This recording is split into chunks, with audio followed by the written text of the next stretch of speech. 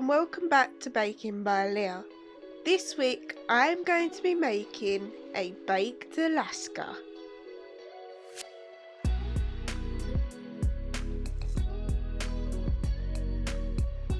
I have preheated my fan oven to 200 degrees. I am now going to spread raspberry jam over my shop bought flan base.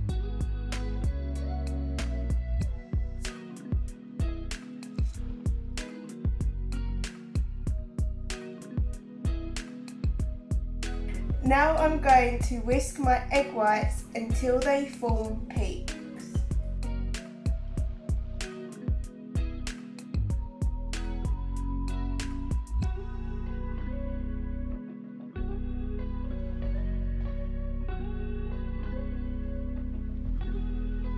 I'm now going to add my caster sugar in a bit at a time.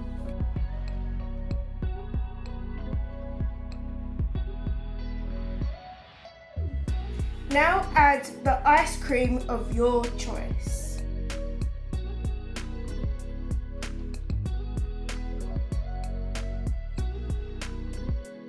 Finally, put your meringue on top.